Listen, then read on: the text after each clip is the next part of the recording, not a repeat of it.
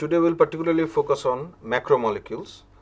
They are one of the major biomolecules like polysaccharides, proteins, and nucleic acids. They are relatively high molecular weight polymers assembled from much simpler precursors of molecular weights much less, about 500 or even below. The number of polymerized units in different macromolecules can vary from tens to even millions. Now, macromolecular synthesis is one of the major energy consuming process within the cells. The macromolecules themselves can further be assembled into a structure called supramolecular complexes, for example, ribosomes, which are composed of like about 70 different proteins and 3 to 4 different RNA molecules. If we analyze the composition of a cell, for example, E. coli, if we take the bacteria E. coli as the representative, we will see that the most predominant or prevalent compound within the cell is water. It takes about 70% of the weight of the cell, and the remaining are mostly organic molecules, whereas inorganic salts and mineral elements occupy only 1% of the dry weight. Now, among the organic molecules, the majority are the macromolecules, like protein occupying 15%, and the rest is being occupied by nucleic acids, DNA, RNA, polysaccharides, and lipids. Now, proteins are polymers of amino acids, and they are the most versatile of all biomolecules in terms of structure and function. Some proteins which have catalytic properties can be called enzymes, and others serve as structural components, signal receptors, transporters, etc. On the other hand, nucleic acids, that is DNA and RNA, which are polymers of nucleotides, they usually play the role of storage and transmission of genetic information. Now, RNA is particularly interesting because there are some RNA molecules which play both structural as well as catalytic role, particularly in the context of RNA protein complexes. Polysaccharides are polymers of simple sugar molecules such as glucose. They usually play two major roles. First of all, energy yielding fuel stores, and secondly, as extracellular structural elements. Lipids, which are predominantly hydrophobic, greasy, or oily hydrocarbon derivatives, they usually serve as structural components of cellular and organelle membranes, and more importantly, energy rich fuel stores, pigments, and intracellular signals. Most of these major cellular macromolecules, particularly proteins, nucleotides, nucleic acids, and polysaccharides, they are synthesized in condensation reactions, and the number of monomeric subunits in the polymer can be enormous. Like proteins, they have molecular weights that may range from about 5,000 to more than 1 million. Nucleic acids, the molecular weight can go up to billions. Polysaccharides like starch, the molecular weight can go up to about million or something. Now, individual lipid molecules, they are much smaller. Molecular weight could be 750 to 1500 and are not macromolecules in the true sense. But many lipid molecules, almost millions or so, they can associate with each other non-covalently and form huge structures like cellular and organelle membranes. Now, the structural composition of these different types of macromolecules, say proteins and nucleic acids, they are governed by a fundamental simplicity.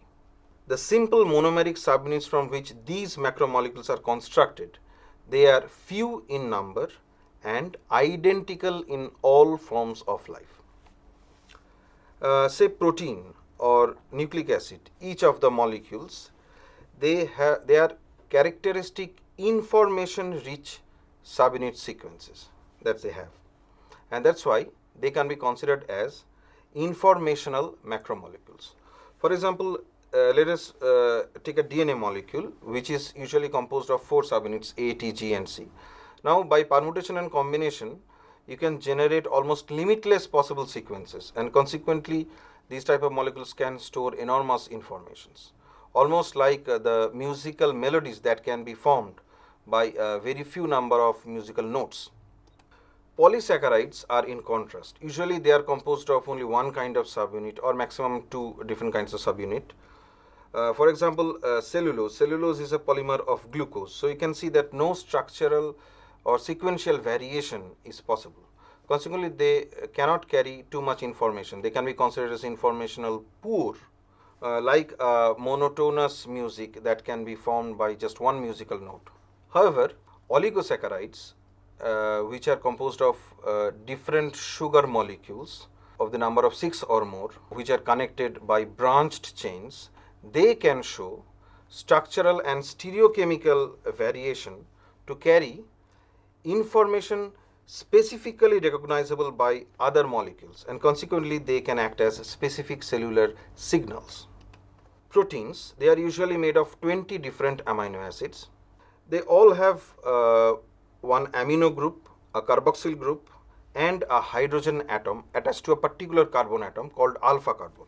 Now, these alpha amino acids, they differ from each other only in the fourth substituent that is attached to the alpha carbon, which is called the side chain.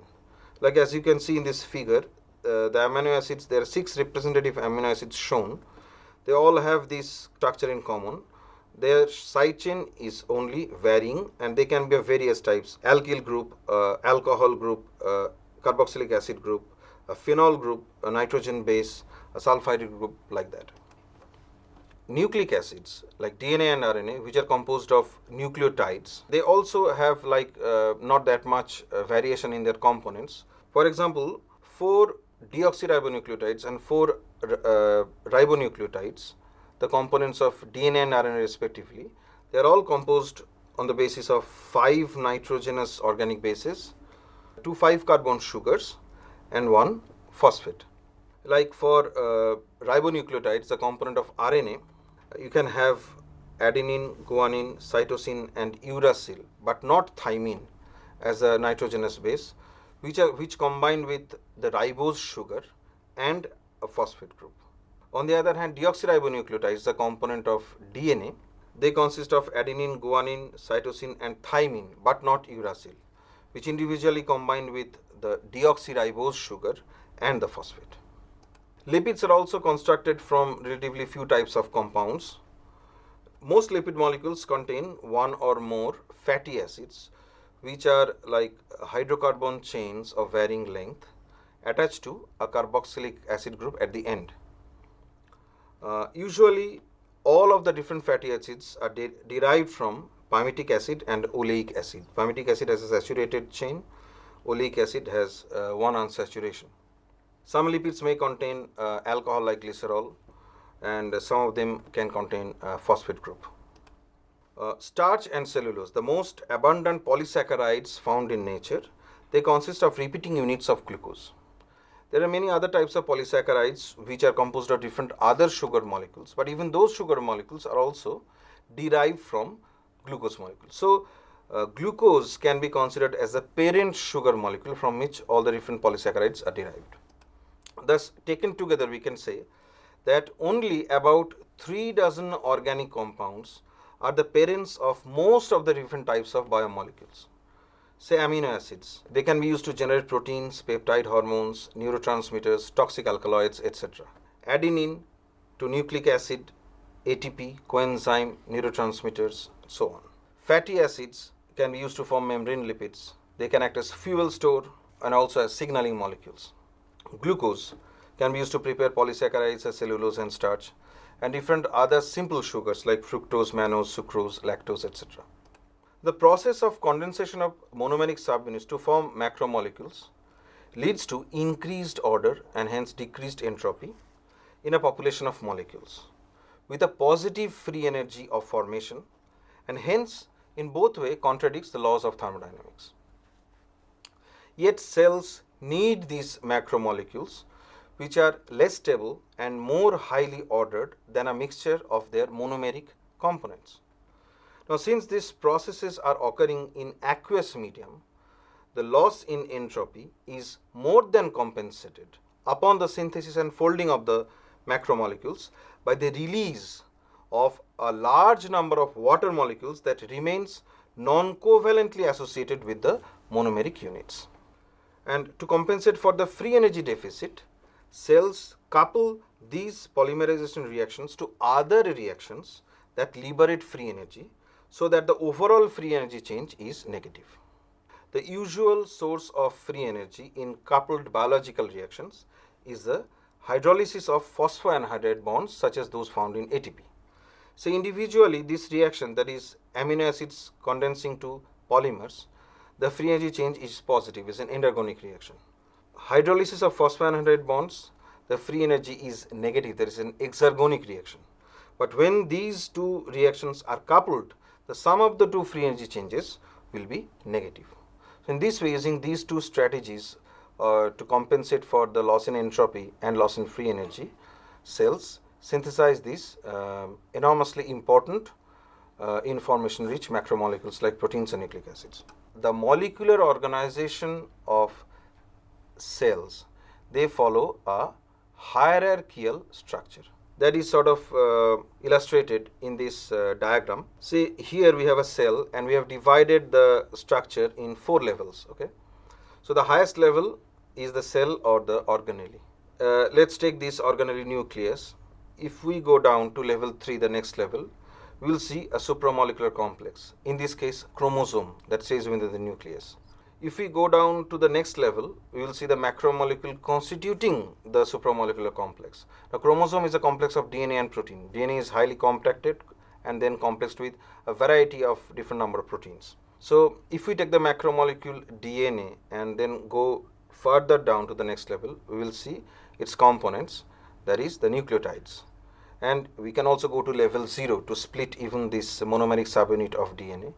A nucleotide can be split into phosphate, sugar and the nitrogenous base. Same for proteins and polysaccharides, which form supramolecular complex, and then we can split it down to the monomeric subunits. Sir, can the property of a particular monomer exert a significant effect on the property of the corresponding macromolecule or the cell itself? Yes, there are several typical examples. Let us consider a classical example of the sickle cell anemia, which is a hereditary human disorder. Here, the problem lies with the hemoglobin molecule. One glutamic acid residue in one hemoglobin chain is replaced by a valine amino acid, okay, and which is hydrophobic, and because of that, hemoglobin molecules, they form aggregates. And due to the aggregate formation, the erythrocyte itself changes, okay, to a sickle type of shape, and because of its shape, these erythrocytes, they become fragile. So you have a loss in erythrocytes, the RBC count. So is a very nice example where just changing one amino acid, not only changing the property of the macromolecule itself, in this case hemoglobin, but also to the entire cell, in this case erythrocytes. The monomeric subunits of proteins, nucleic acids and polysaccharides, they are usually joined by covalent bonds. But in supramolecular complexes, however, macromolecules, they associate with each other using non-covalent interactions. Okay, these are mostly hydrogen bonds, ionic interactions, hydrophobic interactions and van der Waals interactions. Now, individually these interactions are weak, but in a supramolecular complex, the total number of these weak non-covalent interactions is quite high. So, in an integrative manner, they exert a significant stabilizing force. Now, the fact of that all biological molecules in all life forms, particularly macromolecules, they are made from the same 3 dozen subunits or monomeric subunits, it strongly indicate that the modern organism, they are descended from a single primordial cell line, and whose fundamental chemistry remains recognizable even to present day. Furthermore, several billion years of adaptive selection have fine-tuned these cellular systems to take maximum advantage of the physicochemical properties of these molecular raw materials to carry out the basic energy transforming and self-replicating processes of a living cell. Now, organic compounds, including the basic biomolecules such as amino acids and carbohydrates, they usually occur in only trace amounts in Earth's crust, the sea or the atmosphere. This raises a puzzling question. Then how come the first living organisms acquired their characteristic organic building blocks. Now, in 1922, the biochemist Alexandre Oparin proposed a theory of prebiotic evolution concerning the origin of life early in the history of the earth, postulating that the atmosphere at that time was very different from that of present day. It was a reducing atmosphere, rich in methane, ammonia, and water, and several other molecules, and essentially devoid of oxygen, in contrast to the oxidizing environment that we see today. During that age, electrical energy from, say, lightning discharges or heat energy from volcanic eruptions led these molecules like ammonia, methane, water vapor, and some other components of the primitive atmosphere to react and form simple organic compounds. Now, some of these compounds dissolved in the warm ancient seas, which over time became enriched with a large variety of simple organic substances. In this primordial soup, some organic molecules had a greater tendency than the other to associate into larger complexes. Now, over millions of years, these assemblies in turn again assembled with each other to form membrane-like structures and catalysts like enzymes, which came together to give rise to the precursor of the cell present at that early time. Now, this hypothesis was tested much later in 1953 by Miller and Urey, who created an artificial environment that mimicked the primordial conditions, those primitive environment, the atmospheric conditions, and showed that in this condition some of the biomolecules and different organic compounds could be formed. So, in this apparatus there is a chamber where this mixture of gases are there, ammonia, methane, hydrogen, and water vapor at 80 degrees centigrade. And these mixture is subjected to electrical discharges or sparks, and the products after condensing through this condenser are collected in the liquid phase in this chamber. This was collected for 1 week or more, and when this water phase was analyzed, it was found that it contained various organic compounds including amino acids, hydroxy acids, aldehydes, and hydrogen cyanide, that is HCN. This established the possibility of abiotic production of biomolecules.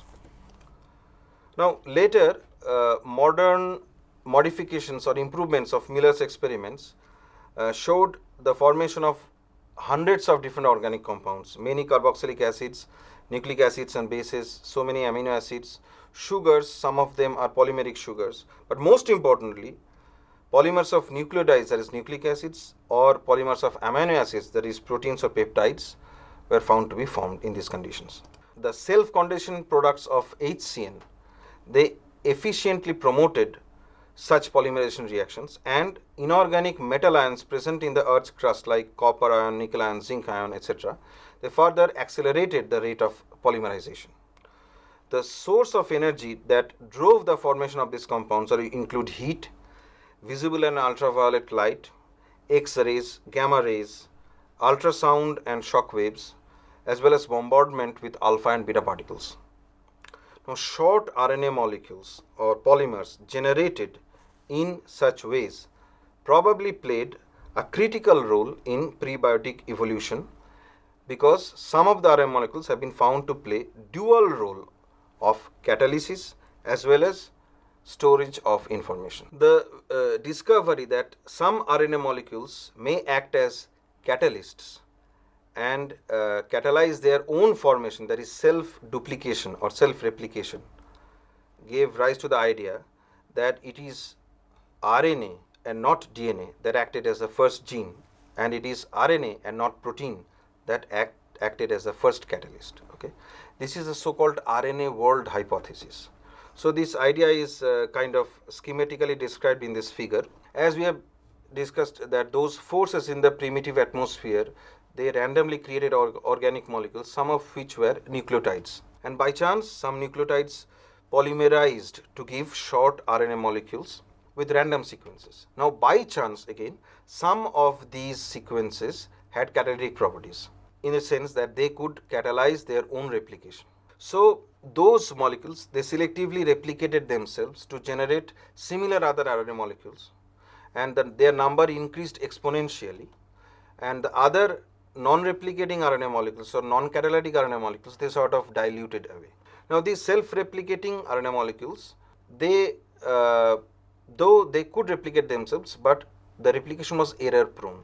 That means the products, the RNA molecule, the new RNA molecules, they had variation in their sequence. They are different from the mother sequence, and by chance some of the new sequences, they were better catalysts, and some of them had even new catalytic property.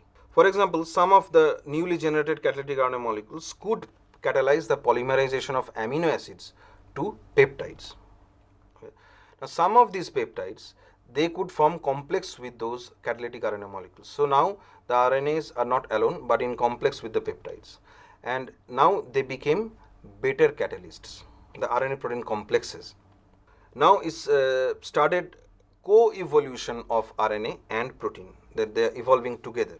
Then the primitive translation system develops with RNA genome and RNA protein catalysts. Okay.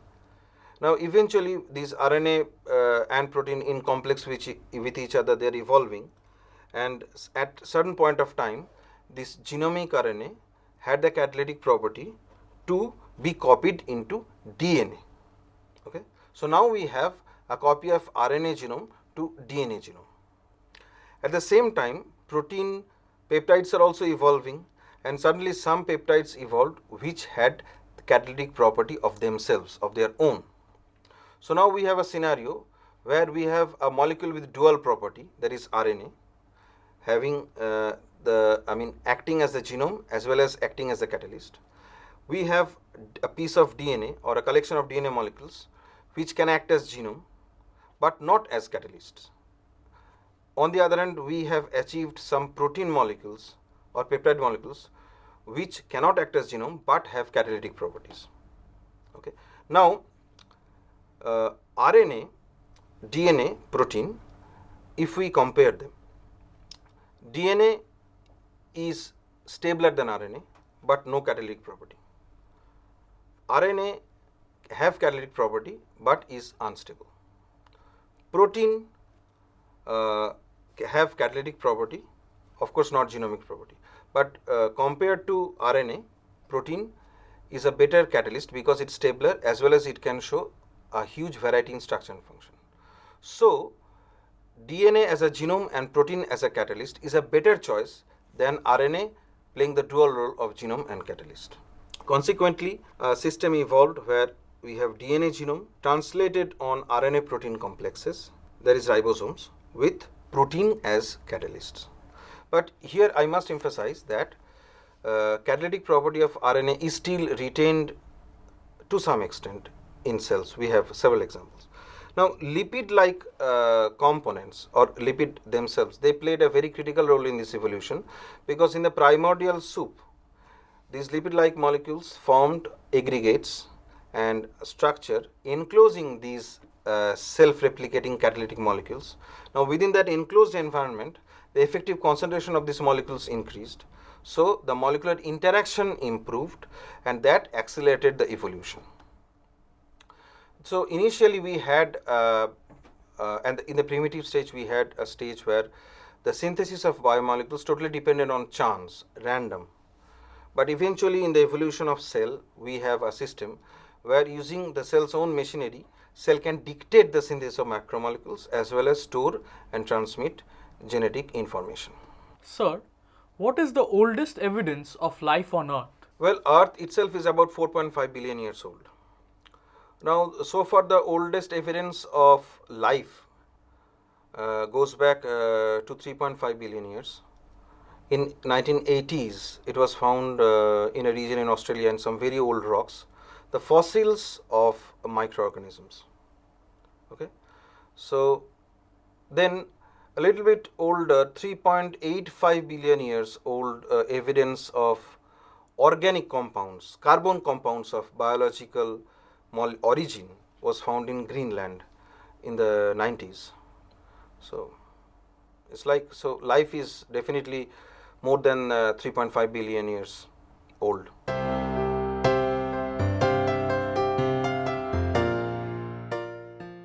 macromolecular properties, the basic macromolecular properties is that they are polymers of simple subunits which are very few in number, and they are the same, identical or conserved in all forms of life, energy demanding process, the synthesis, and the macromolecular assembly from simple monomeric subunits to macromolecules, then to supramolecular complexes, and then finally to organelles and a complete cell follows this structural hierarchical pattern. And we also discussed the origin of life, how life began, particularly life in the form of biomolecules, how it began, and how the biomolecules or self-replicating biomolecules that we see today, they evolved starting from RNA as a primordial molecule.